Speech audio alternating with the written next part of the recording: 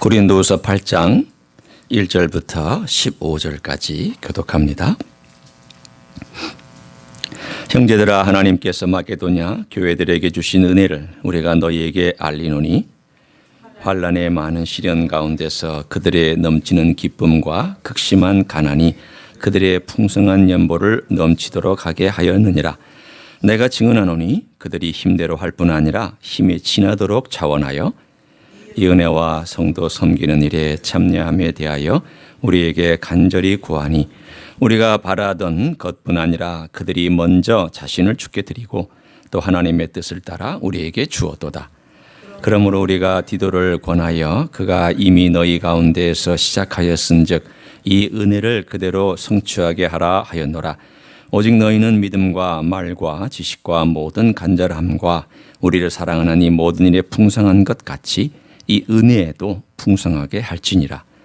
내가 명령으로 하는 말이 아니요 오직 다른 이들의 간절함을 가지고 너희의 사랑의 진실함을 증명하고자 함이로라.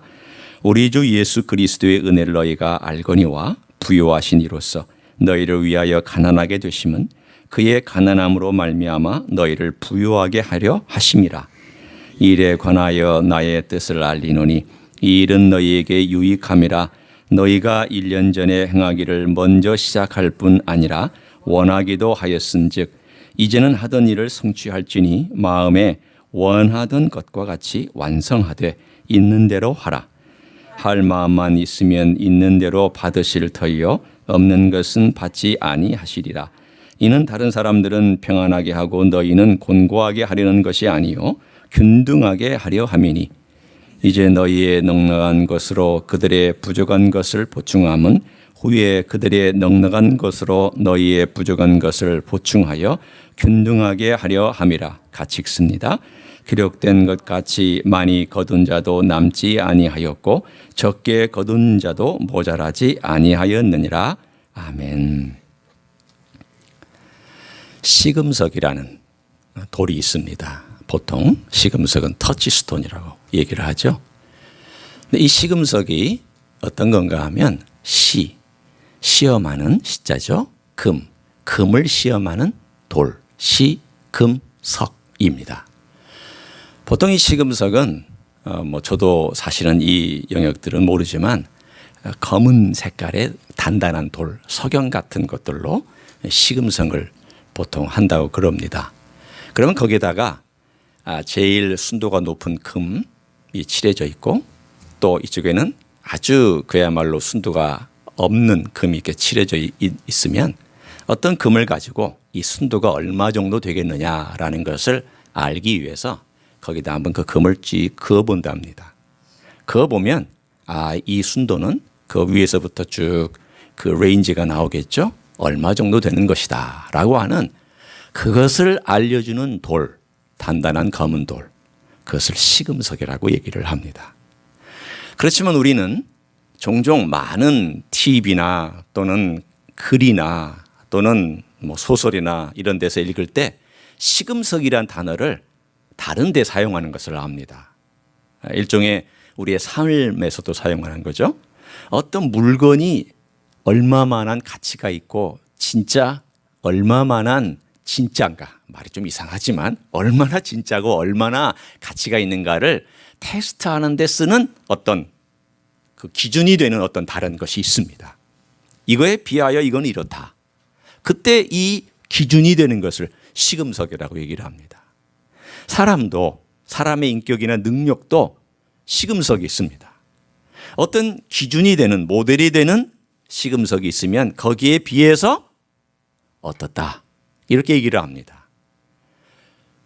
성경의 구약에 왕의 시금석은 누구였습니까? 다윗이었죠. 다윗이 시금석이 딱 이렇게 놓여 있으면 거기에다가 다른 왕을 문질러 보는 겁니다. 표현이 좀 이상하지만 다른 왕의 인격을 문질러 보고 그 사람의 생애를 문질러 보면 다윗과 가깝다. 다윗하고는 영 떨어진다. 그러면 다윗하고 영 떨어지는 왕은 이건 하나님의 마음에 안 드는 왕이고 다윗하고 가깝다. 그러면 다윗과 같이 이런 표현을 썼던 것입니다.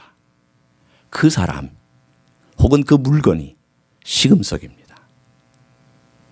우리의 삶 속에도 보면은 여러분의 생애 가운데 나의 시금석이 될 만한 그런 신앙인이 있습니다. 나는 참 이분을 본받고 싶다. 나는 이분처럼 살고 싶다. 이분의 기도, 이분의 인격, 이분의 말하는 솜씨, 이분이 행하는 어떤 길, 이분의 인간관계, 나 이것을 본받고 싶다라고 얘기할 때에 그분은 여러분의 시금석이 됩니다. 성경에 그러나 내 삶 가운데 내가 은혜를 받았는지를 테스트하는 시금석이 있습니다. 내가 은혜 가운데 있나? 내가 과연 그 은혜를 지금 누리고 있나를 테스트하는 시금석이 뭘까요? 오늘 본문과 연관해서 얘기한다면 나의 헌금 생활을 얘기해 주는 하나님의 말씀입니다. 하나님의 말씀에 내 헌금 생활이 어떠해야 되는지에 대한 그 기준을 하나님의 말씀이 딱 시금석에 뒤에서 여기 있으면 내 헌금 생활을 거기에 문질러 보면 내 헌금 생활의 순도가 딱 나옵니다. 너 말씀에서 이 정도 떨어져 있구나. 너 말씀에서 이 정도 가깝게 다가 있구나. 다른 말로 얘기하면 내가 하나님의 은혜를 받아 누리는 척도, 내가 하나님의 은혜를 얼마나 누리고 있으며 얼마나 받고 있으며 얼마나 그것에 감사하고 있는가를 그대로 반영해 주는 그것이 뭐냐? 헌금 생활입니다. 아마 여러분은 목사가 이 헌금 생활 얘기하면 또 벌써 이렇게 경계심을 갖고 듣는 분도 없지 않아 있을 거예요. 참 조심스러운 메시지죠.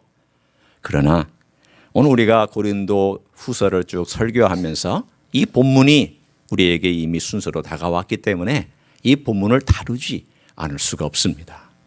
그러나 이것은 또한 중요합니다. 왜 중요하냐면 내 영성, 내가 하나님의 은혜에 있는가 없는가를 테스트할 때 그것을 보려면 무엇을 봐야 되느냐? 이 말씀 위에 내 영성을 딱 놓고 테스트해 봐야 됩니다. 내 헌금 생활을 이 말씀 위에 놓고 테스트해 봐야 됩니다. 테스트해 보면 다 나옵니다. 오늘 저는 그 중에 순도가 아주 높은 한 교회와 순도가 아주 별 볼 일 없는 또 다른 교회, 이 두 종류를 여러분에게 소개해 드리려고 합니다. 이 두 종류가 오늘 본문의 8장에 나와 있습니다. 여러분이 교도가면서 이미 느끼셨을 거라고 생각하지만 제가 이것을 소개할 때 나는 이 교회처럼 해야 되겠다. 나는 순도가 높은 이 교회처럼 따라가야 되겠다. 그 원리들을 저는 오늘 여러분과 함께 두 가지를 나누고 또 다음 시간에 두 가지를 나눠서 총 4가지의 헌금의 원리, 4가지의 내가 주님 앞에서 물질을 어떻게 사용하고 드리는가의 원리, 광범위하게 우리가 좀 포함시키면 좋겠습니다.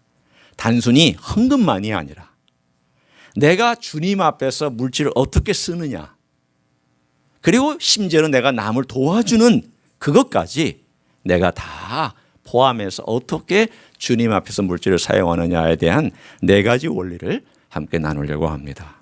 자, 함께 오늘 이 이야기를 좀 우리가 풀어가기 위해서 8장 1절부터 먼저 12절을 제가 여러분의 간단하게 쭉 설명을 합니다. 여러분은 눈으로 각 절을 보시면서 제 이야기를 들으면서 따라오시면 되겠습니다. 1절에 보면 형제들아 하나님께서 마게도냐 교회들에게 주신 은혜를 우리가 너희에게 알리노니. 하나님께서 이 마게도냐, 여러분이 마게도냐 그러면은 마게도냐가 어디야? 이렇게 하시는 분들을 위해서 제가 간단하게 설명하면 지금의 그리스 반도의 북쪽이라고 생각하시면 돼요. 마게도냐 나라도 있어요 지금. 그러니까 이 그리스 반도, 지금의 그리스라고 얘기하는 나라의 북쪽이 마게도니아고요. 그리고 고린도는 어디냐? 고린도는 이 그리스 반도의 최남단. 그러니까 이 펠로폰네스 전쟁이라고 흔히 얘기하는 이 펠로폰네스 반도의 최남단이 고린도고 그리스이란 나라고 그 북쪽이 마게도니아. 그럼 이 마게도니아에 있는 교회들은 어떤 교회였을까? 여러분이 성경에 아는 교회 중에 서신서 중에 그 교회들이 있습니다. 어떤 교회일까요? 아시는 분에게 제가 박수를 쳐드리려고 지금 손을 끄집어냈습니다. 어떤 교회일까요? 마게도니아 지역에 있는 교회가 어떤 교회일까요? 유명한 교회들입니다. 서신서에 있습니다. 사도 바울이 꾸중하지 않았던, 꾸중한 이야기도 그냥 별게 마이너한 문제 때문에 꾸중했던, 참 칭찬받았던 교회. 어떤 교회? 빌립보. 잘하셨어요. 아주 근접하셨어요. 빌립보 교회. 그 다음에 전후서를 썼는데 미래에 대한 주님의 오심에 대한 문제만이 큰 문제였고 나머지는 잘했던 교회. 주님의 재림 때문에 헷갈려 했던 교회. 그러나 열심히 했던 교회. 어떤 교회? 대자로 시작하는데. 그렇죠. 데살로니가 교회. 여러분 왜 이렇게 힌트를 줘야 할까요? 그냥 좀 이렇게 촥 하고 나오면 얼마나 목사가 야 정말 잘하시는구나 이렇게 할까요? 데살로니가 교회하고 이 빌립보 교회 그 지역이 다 마게도니아 지역이에요. 사도 바울이요 아주 짧게 지나쳤던 교회들입니다. 교회 세우고 몇 주 만에 아래로 내려오고 교회 세우고 얼마 오래 머물지도 못했던 교회들인데 이 교회들이 어떤 교회인지를 한번 보세요. 이제 지금 나옵니다. 자, 2절을 한번 보세요. 그들이 은혜를 받았어요. 환난의 많은 시련 가운데서 그들의 넘치는 기쁨과 극심한 가난이 그들의 풍성한 연보를 넘치도록 하게 하였느니라. 말이 좀 이상하지 않아요? 여러분 풍성한 연보를 하게 했는데 앞말은 우리가 이해해요. 넘치는 기쁨은 이해하겠는데 극심한 가난이 연보를 넘치게 했다는 말이에요. 여러분 이게 말이 되는 말이에요? 여러분 주머니가 다 비었는데 헌금할 수 있냐고요? 여러분 지금 여러분 주머니에 달랑 1불짜리 3장 남았는데 이거 다 드리고 나면은 내 지갑에 벼요. 이거 다 드릴 수 있냐고요? 지금 여러분에게 양치기 하는 게 아니에요. 예를 드는 거예요. 이 교회들이 가난했어요. 이 교회들이 핍박받은 가운데에서 환난 가운데 있었어요. 그런데 이 교회들이 자원하여 풍성하게 드리기로 작정을 했습니다. 뭘 예드렸을까요? 한 사건이 일어났습니다. 이 사건은 데살로니가도 아니고 빌립보도 아니고 고린도 교회도 아니고 이 유럽 지방에 있는 교회도 아니고 소아시아 지방에 있는 교회들도 아니었어요. 어느 교회였느냐? 예루살렘에 있는 교회가 문제가 생겼습니다. 예루살렘 지역 전체와 유대 지방이 기근이 들었습니다. 기근이 들으면 그리스도인이라고 기근 해당 사항이 없을까요? 옆집에 불 나는데 그리스도인 집은 안 타요? 그리스도인 집에 강도가 들었으면 강도가 물건 안 훔쳐가요? 아니죠. 그리스도인 집에도 강도가 들으면 물건 훔쳐가고 상해도 받고 그리스도인 집 옆에서 불 나면 내 집도 불탈 수 있는 것이고 기근이 들으면 교회도 어려움 당하고 그리스도인도 어려움 당하죠. 당연히 당하죠. 그중에 누가 제일 먼저 고통당할까요? 가난한 자, 고아, 과부, 어려운 사람, 장애우 이런 사람들이 제일 먼저 고통당합니다. 그 이야기가 들려왔어요. 어디로 들려왔을까요? 제일 먼저 사람들이 많이 왕래하고 부유하고 사람들이 해외에 왔다 갔다 할 수 있는 고린도 교회 이 소문이 들어왔어요. 그래서 고린도 교회가 부자니까 야 우리만 잘 먹고 잘 살면 되겠냐. 우리가 예루살렘을 생각해서 헌금 좀 모으자. 그래서 1년 전에 헌금을 모으기로 작정을 하고 헌금 운동을 했습니다. 쉽게 얘기하면 구제 헌금을 거두기로 얘기를 했던 거예요. 근데 1년이 지나도록 아무런 소식이 없는데 그 소식을 저 북쪽 마게도니아에서 듣고 아니 이런 소식이 있는데 우리에게는 알려주지도 않았다고 그러면서 오히려 역정을 내면서 사도 바울에게 아니 우리에게 얘기를 하셔야지 어떻게 얘기도 안 하시고 우리가 참여할 기회를 이렇게 하시지 않느냐고 우리에게 참여할 기회를 달라고. 사도 바울이 나는 너희가 너무 힘들고 너무 어려움 가운데 있고 가난하기 때문에 참여시키지 않으려고 했다고. 아니라고. 우리는 하고 싶다고. 그래서 그들이 부득불 자기들의 에너지를 다 쏟아가지고, 자, 오늘 3절을 한번 읽습니다. 어떻게 그들이 하는지. 내가 증언하노니, 이 말은 내가 증인이다 그 뜻이에요. 그들이 힘대로 할 뿐 아니라 힘에 지나도록 자원했다. 이게 무슨 뜻이에요? 가지고 있는 정도에서 뿐만이 아니라 그것 이미 내 것을 팔아가지고 그들이 이들을 돕자, 그렇게 했다는 거예요. 자기 힘에 지나치도록 했다는 거예요. 4절, 이 은혜와 성도 섬기는 일에 참여함에 대하여 우리에게 간절히 구하니, 나왔죠? 사도 바울이 먼저 부탁한 것도 아니에요. 말한 것도 아니에요. 이들이 먼저 참여하기 시작했어요. 어떻게? 이 참여란 단어가 멋진 단어입니다. 여러분, 이 단어가 코이노니아라는 단어예요. 이 단어가 펠로우십이라는 단어예요. 예루살렘에 있는 교회는 우리의 마더 처치입니다. 우리에게 선교사를 보내준 처치입니다. 우리에게 복음을 나눠준 교회입니다. 그들이 지금 굶어 죽어가고 있고 기근 가운데 고통스러워하는데 어떻게 우리만 먹고 있습니까? 우리는 그럴 수가 없습니다. 그래서 그들이 성도를 섬기는 일에 참여하기로 작정했어요. 5절, 우리가 바라던 것뿐 아니라 그들이 먼저 자신을 주께 드리고 하나님의 뜻을 따라 우리에게 주었도다. 자기 자신을 다 바쳤다는 거예요, 하나님께. 그리고 물질을 모아서 우리에게 주었어요. 그 사이에 고린도 교회는 어떻게 했을까요? 여러분이 짐작하는 내용 그대로입니다. 시작은 화려하게 시작했는데 끝이 그야말로 미꾸라지처럼 지금 되어 있는 거예요. 뭐 이거 시작하자. 우리가 예루살렘 성도들을 생각하자라고 막 시작했는데 한 1년이 지나도록 소식이 없는 거예요. 자기들이 하겠다라고 얘기를 해서 그러면 그 참 좋은 일이다라고 권고를 했는데 아무 소식이 없자 오늘 사도 바울이 마게도니아의 교회를 얘기하면서 고린도 교회에게 너희들이 하고자 했던 일을 완성했으면 좋겠다, 그 얘기가 6절부터 15절까지의 이야기입니다. 제가 6절부터 15절까지는 길게 설명하지 않아요. 권고하는 내용이에요. 너희들 완성해라. 너희들 하기로 한 거 성취해라.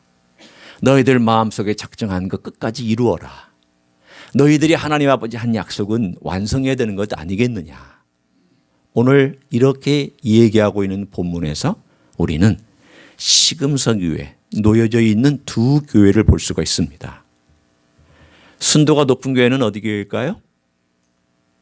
마게도니아 교회. 순도가 뚝 떨어져 있는 교회는 어느 교회일까요? 고린도 교회. 그러면 이 순도를 높이려면 어떻게 해야 될까요?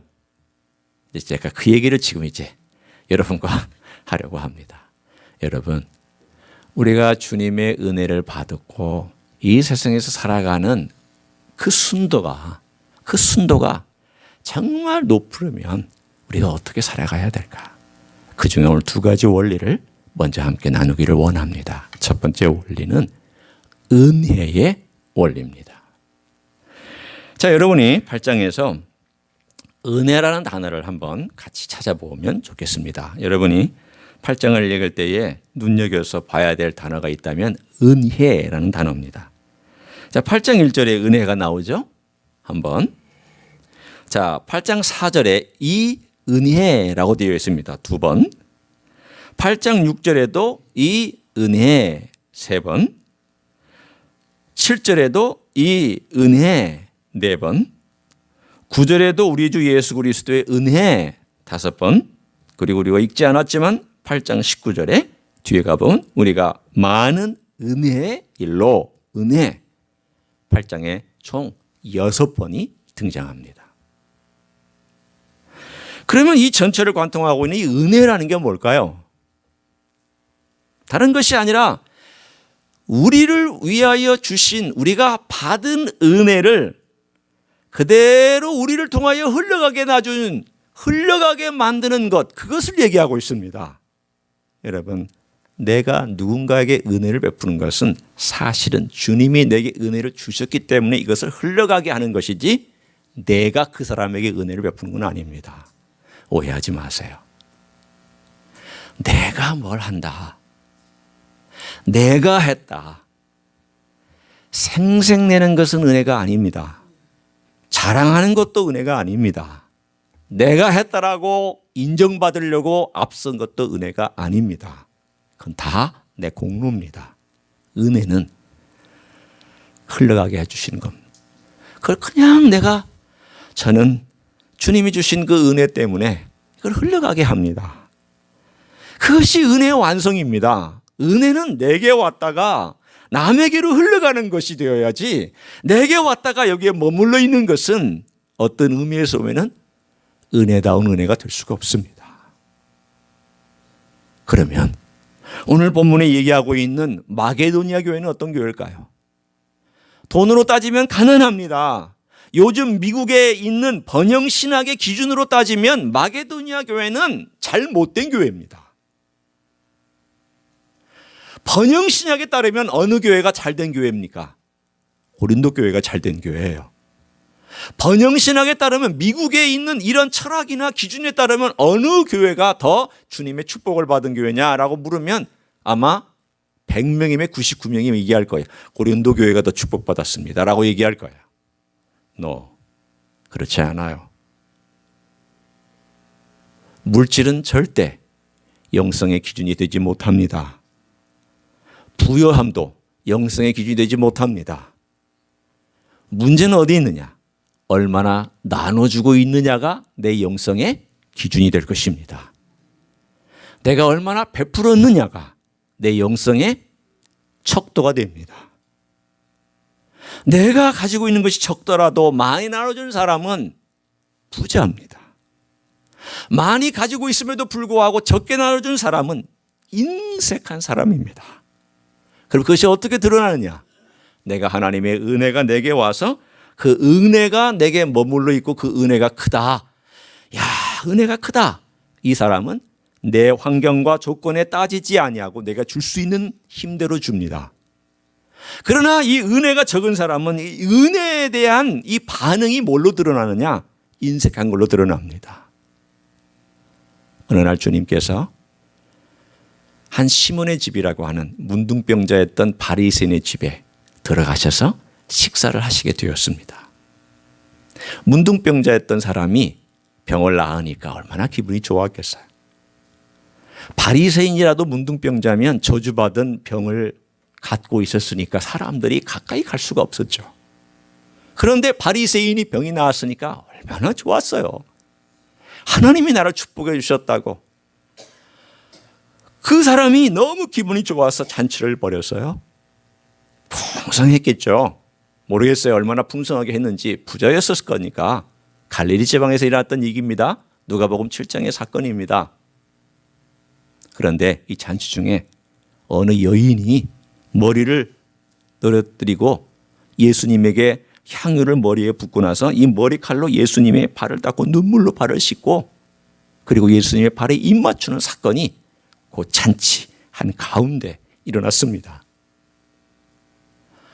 사람들이 깜짝 놀랐습니다. 이게 무슨 회개한 일이냐고. 여자가 머리를 풀고, 그것도 죄인으로 사람들이 다 알고 있는, 아마도 창기였을 겁니다. 다 알고 있는 여인이 머리를 풀고 예수님의 발에 눈물로 씻고 있으니 사람들이 생각했으며, 특별히 시몬이 생각하기를 저 여자가 누군지를 알면 주님이 저렇게 가만히 계실 수가 있을까? 내가 선지자로 알았는데 선지자가 아닌가 보다. 속으로 온갖 생각을 하고 온갖 판단을 다 판단하고 있었습니다. 그런데 주님께서 이렇게 시몬을 향하여 말씀하십니다. 시몬아, 내가 너에게 할 말이 있다. 선생님, 말씀하시옵소서. 한 사람이 있었는데 이 사람이 두 사람이 자기에게 빚을 졌다. 한 사람은 50데나리온의 빚을 졌고 또 한 사람은 500데나리온의 빚을 졌다. 한 데나리온은 하루 품삯입니다. 그러니까 50데나리온은 2달치 월급이고 500데나리온은 2년치 월급입니다. 여러분이 지금 2달치 월급과 2년치 월급을 미국적인 계산으로 생각하면 약 한 7, 8만 불이 2년치 월급이 될 것이고 여기서 열심히 노동하는 사람들의 노동이 될 것이고 뭐 그건 기준에 따라 다르겠죠. 약간 7,000불, 8,000불이 2달 월급이라고 생각하시면 어느 정도 여러분 머릿속에 들어오실 거예요. 7,000불과 7만 불 이렇게 생각하시면 돼요. 그때 이 주인이 탕감 다 해줬다. 7,000불짜리도 탕감해주고 없다. 너 빚 없다. 7만 불짜리도 탕감해줬다. 너 빚 없다. 누가 더 이 탕감해준 사람을 사랑하겠느냐? 그랬더니 시몬이 정답을 내렸습니다. 7만 불 탕감받은 사람이 더 사랑합니다. 그러다 주님이 그 비유를 딱 마치시고 이렇게 설명하셨습니다. 시몬아, 들어봐라. 내가 너희 집에 올 때 너는 내게 발 씻을 물도 주지 않았다. 그런데 이 여인은 눈물로 내 발을 씻긴다. 내가 너에게 왔을 때 너는 나에게 기름도 붓지 않았다. 그런데 이 여인은 내게 옥합을 깨트려서 붓고 있다. 내가 이 집에 왔을 때 너는 내게 입 맞추지 않았는데 이 여인은 내 발에 지금 입 맞추고 있다. 이 여인이 나를 얼마나 사랑하고 있는지 아느냐. 이 여인의 죄가 용서받았다. 그리고 이 여인을 용서해 주시고 아주 편하게 보내주셨습니다. 이야기를 잘 들어보세요. 누가 더 많이 용서받았을까요? 똑같죠. 똑같은 죄인이죠. 시므온은 죄인 아니었습니까? 그럼 바리새인이었기 때문에 죄를 덜 지었을까요? 아니요. 제가 볼 때 주님 앞에서 교만한 죄인은 죄를 더 지었을 가능성이 높아요. 그런데 자기는 50데나리온밖에는 용서받은 게 없대. 왜? 나머지 450데나리온은 잘 살았거든. 비교적. 모범생으로 살았거든요. 내가 볼 때 나는 모범생으로 살았고 그렇게 큰 죄와 그렇게 아주 지독한 죄는 저지른 것 같지 않으니까 나는 450데나리온은 괜찮아. 50데나리온이 문제였는데 이 50데나리온만큼 용서받은 거야. 그런데 이 여인은 나는 500데나리온의 용서를 받는, 나는 인생 자체가 쓰레기였어. 나는 인생 자체가 죄인이었고 나는 용서받아야 될 사람인데 주님이 다 용서해 주셨어. 그러면 어떤 사람에게 은혜에 대한 것에 반응을 보일까요? 많이 용서받았다고 느끼는, 많이 은혜를 받았다고 느끼는 사람이 용서해 주신 분에게 그 은혜에 대한 보답을 하고 사랑을 하지 않을까요? 여러분, 내가 인생한 것이 있다면요, 내가 하나님의 물질이나 내가 물질의 쓰임이나 내가 헌금이나 모든 걸 다 포함해서 인색함이 있다는 것은 은혜가 부족하다는 뜻입니다. 변명하지 마세요. 제가 증명할 수도 있어요. 내게 하나님의 은혜가 있다는 것은 하나님을 위하여 쓰는 물질을 아깝지 않아요. 절대 아깝지 않아요. 내가 그것이 아깝거나 인색하다는 것은 50데나리온어치의 은혜만 아는 거죠. 내가 500데나리온의 가치의 은혜를 안다면 그만큼을 내가 하나님께 바칠 수 있어요. 어떤 방법으로든지. 여러분, 우리의 헌금의 원리는요, 다른 거 아니에요. 목사가 드리라고 해서 드리지 마세요. 목사가 이렇게 하라고 그런다 해서 뭐 순종할 수도 있겠지만 그건 여러분이 정하시는 문제예요. 가장 중요한 것은 뭐냐면 하나님께서 나를 위해서 어떤 일을 행하셨는가, 이걸 아시면 그 은혜가 내게 이렇게 내려와서 나를 가슴을 적시면 그 다음부터는 내 자신이 자연스럽게 그 은혜에 반응하는 것이 이게 내 헌금 생활입니다. 그래서 사도 바울도 9장의 9절에서 이렇게 얘기하고 있는 내용을 우리가 들을 수 있어요. 들어보세요. 우리 주 예수 그리스도의 은혜를 너희가 알거니와 부유하신 자로서 너희를 위하여 가난하게 되심은 그의 가난함으로 말미암아 너희를 부유하게 하려 하심이라.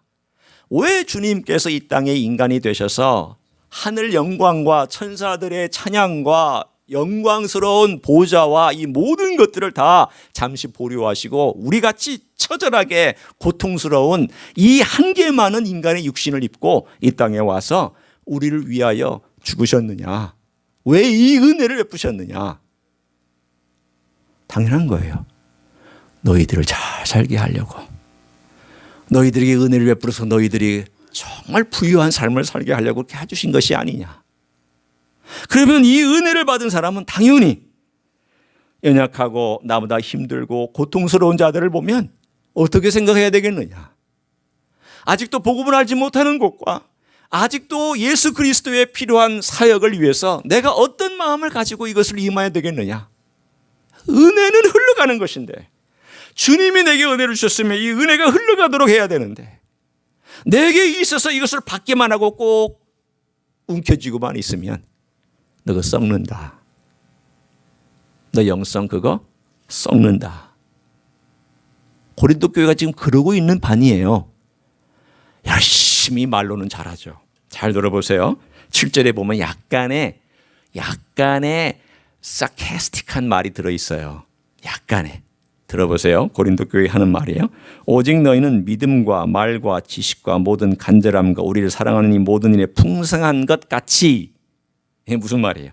너희들 참 믿음 좋다고 말하지 않느냐. 너희들 말 참 잘하지 않느냐. 너희들 지식에 뛰어나지 않느냐. 너희들 굉장히 간절하게 일하지 않느냐. 너희들 우리를 사랑하는 이 모든 일에 열심히 보여주었지 않느냐. 그런데 왜 어찌하여 이 헌금하고 구제하는 일에는 이렇게 인색하냐. 열심히 살아지 않느냐. 이렇게 얘기하고 도전하고 있는 거예요. 다른 말로 얘기하면 이 은혜가 이제는 너희들을 통하여 흘러가게 하라. 흘러가게 하라. 사랑하는 성도 여러분, 저는 이 은혜라고 하는 단어에 대하여 참 절실히 느끼는 사람입니다. 제가 가진 이 병 때문에 제 자신의 삶에 정말 많이 지금도 끊임없이 저에게 도전을 주시는 그러한 과거의 사건, 오늘까지 연결된 사건, 그 이야기가 있습니다. 이거 뭐 복잡한 얘기 아니에요. 제가 마음 가운데 한편으로는 좀 힘들고 어려울 때, 그리고 답답할 때, 그리고 어떨 때는 물질적인 어떤 문제에 씨름할 때, 이럴 때에 이렇게 저에게 얘기를 합니다. 지금 너는 네가 짜증낼 군번이냐? 네가 지금 이것 가지고 주님께 투덜거릴 군번이냐? 네가 지금 이것 가지고 그렇게 할 군번이냐? 너 죽었었잖아. 너 죽었다가 예수님이 네 병에서부터 널 살려줬으면 네 인생은 덤으로 사는 거잖아. 덤으로 사는 인생인 것을 알면 주님께서 이렇게 해주시든 저렇게 해주시든 부족하게 해주시든 많이 주시든 그거에 감사하고 그것에 대하여 은혜가 크더라고 말아야 되지 않느냐라고 제가 저 자신에게 얘기를 해요. 여러분, 정신병자 같잖아요. 그렇죠? 그런데 구약에도 보면 정신병자 하나 있어요. 다윗이 정신병자 같이 행하여. 어떻게 정신병인 줄 아세요? 내 영혼아 여호와를 찬양하. 자기 영혼에게 자기가 말을 해요. 정신분열같이. 자기 한쪽으로는 힘들고 어렵기 때문에 찬양하고 싶지 않아요. 그러나 자기가 자기에게 명령하는 거예요. 너 지금 왜 그렇게 돼야 되느냐? 너 환경에 왜 넘어지고 있느냐? 왜 내 조건에 넘어지느냐? 왜 세상 보고 있느냐? 왜 너의 건강 바라보고 있느냐? 왜 너의 조건 바라보고 있느냐? 왜 그러느냐? 네 영혼아 내 영혼아 그러지 말아라. 스스로에게 스스로가 명령하고 있는 내용이에요. 왜? 내가 나에게 명령하지 아니하면 누가 명령하시겠어요? 물론 주님이 명령하시죠. 그러나 때때로 내가 내 자신에게 명령할 수 있어야 돼요. 잘못된 길 걸어갈 때, 은혜의 길이 아닌 길을 걸어갈 때, 그리고 주님께 순종의 길을 걸어가지 않을 때 내 스스로에게 명령하셔야 돼요. 너 그렇게 살면 안 돼. 너는 하나님의 백성이잖아. 너는 주님의 은혜를 받았잖아. 주님이 너를 위해 돌아가셨잖아. 주님이 너를 위해서 이 은혜를 베풀어 주셨잖아. 그렇게 살지 마. 스스로에게 책망하셔야 돼요. 성령님께서 도와주세요. 여러분, 헌금생활뿐만 제가 얘기하는 게 아닙니다. 다 망라해서 말씀드리는 거예요. 저는 여러분이 자기 자신을 책망할 수 있기를 원합니다. 또 권면도 할 수 있기를 원합니다. 너무 힘들고 낭망할 때는 자기 좀 칭찬 좀 해주세요. 칭찬도 좀 해주시고 쓰다듬어 주시고. 참 정신병자 같은 행동이 있죠. 그렇잖아요. 자기가 저는 가끔 그래요. 제가 너무 힘들고 어려울 때 잘 견뎠으면 이렇게 쓰다듬어 주고, 아이고 수영아 잘 견뎠다. 애썼다. 노력했다. 주님 의지하려고 했구나. 그리고 제가 주님의 길을 못 따라갈 땐 네가 그렇게 살아서 되겠느냐. 주님은 널 위해 돌아가셨는데 네가 그렇게 살면 안 되지. 책망도 해요.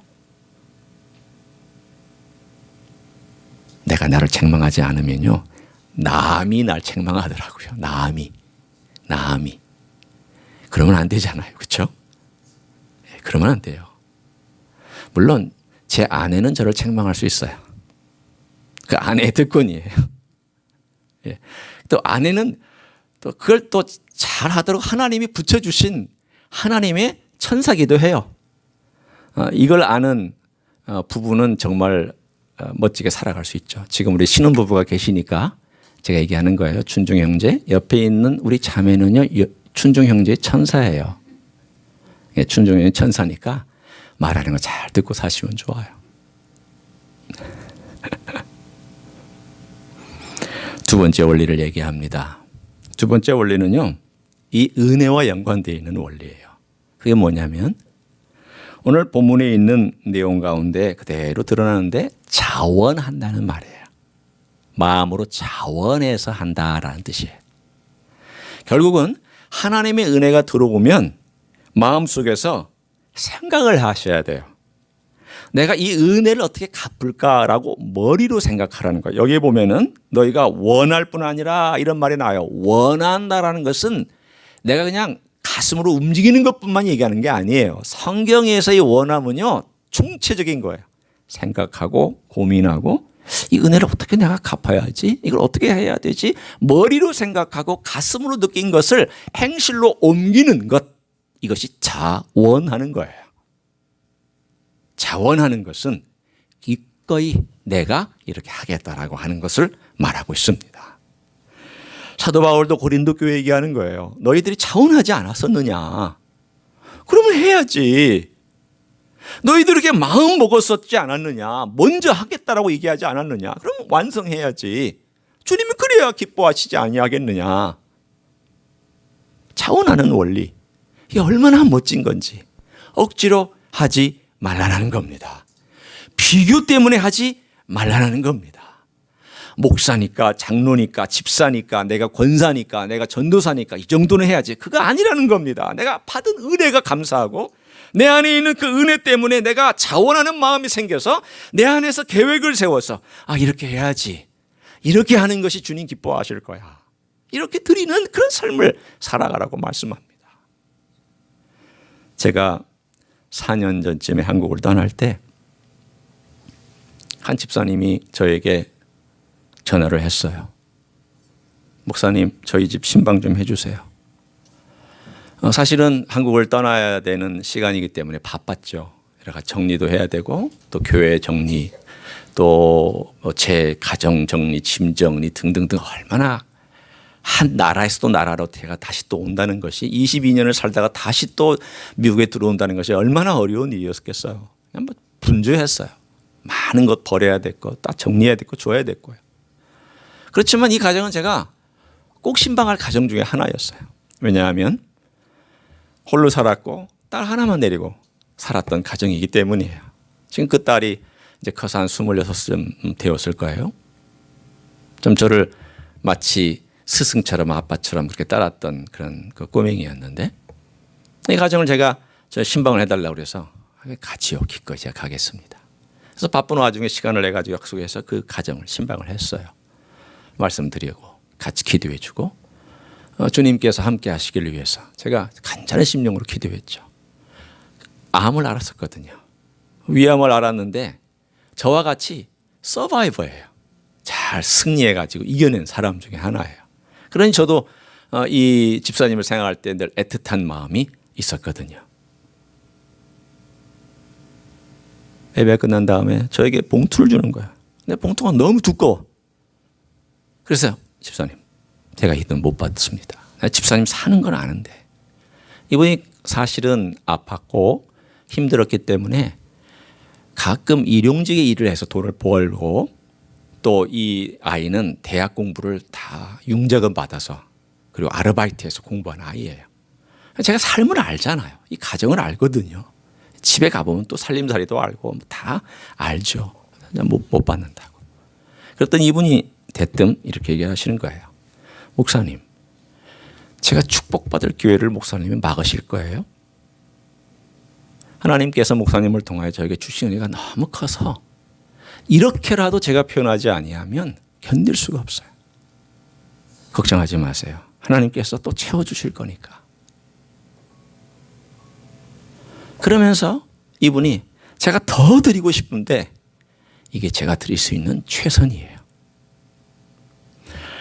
제가 그분이 저에게 준 그 액수 때문이 아니라 그분의 생활 규모에서 저에게 줄 수 있는 최고의 액을 주었어요. 제가 그걸 받으면서 하나님이 이분을 축복해 주셔야 되겠다. 제가 지금도 그분을 위해서 기도해요. 그분 성공한 거예요. 제가 4년 떠난 지 4년이 지났는데 이분을 잊지 않고 제가 위해서 기도해요. 이분의 마음이 너무 감사하고 제 가슴을 먹먹하게 만들어줬기 때문이죠. 제 가슴이 먹먹했는데 하나님 아버지의 마음과 예수님의 마음은 얼마나 기특하고 귀하게 여기셨을까요? 하나님이 지금 잘 채워주고 계세요. 그 딸아이 잘 대학 졸업해서 직장 취직했어요. 결혼 어떻게 할지 하나님 또 인도해 주시겠지만 그 딸 위해서도 기도하고 있어요. 여러분, 하나님의 받은 은혜가 크면 내 삶 가운데서 그거 아깝지 않아요. 물론 우리는 내 삶에 내가 드려야 될 부분과 또 내가 써야 될 부분들 잘 구분해야 되지만 그러나 우리 주님께 먼저 우선순위를 두지 아니하면 잘 못 드리거든요. 우선순위 두셔야 돼요. 우리 필요요? 계속 나타납니다. 쓸 때 계속 나타납니다. 돈? 계속 쓸 거리 나타납니다. 주님을 위해서 딱 떼어놓지 않으면 자식 때문에 써야 돼요. 자동차 때문에 써야 돼요. 뭐 때문에 써야 돼요. 쓰는 필요들. 그럼 내 필요들 다 떼고 나면 우리가 어떻게 주님을 위해서 일할 수 있을까요? 못해요. 못해요. 목사인 저도 그렇게 안 돼요. 먼저 떼어놓아야 되고 우리가 주님을 위해서 사랑, 주님의 은혜가 내 안에 들어와서 그것이 크다면 나 또한 주님을 위해서 자원하는 마음으로 사랑을 표현하는 이 두 가지 원리는 들숨과 날숨의 원리요, 동맥과 정액의 원리요, 오른팔 왼팔의 원리요, 오른발 왼발의 원리하고 똑같아요. 들어왔다 나왔다 들어갔다 나왔다 이거죠. 이발저발 같이 가면서 주님의 주신 은혜를 받고 그것 때문에 감사해서 이 사랑으로 주님께 자원하여 드리고 이러한 삶, 그게 물질뿐만이 아니라 내 재능이나 에너지나 시간이나 모든 면에서 이 두 가지의 원리가 작동하기 시작하면 우리의 삶은 풍성할 줄로 믿습니다. 그런 삶을 살아가시기를 예수님의 이름으로 간절히 축원합니다. 기도하시겠습니다.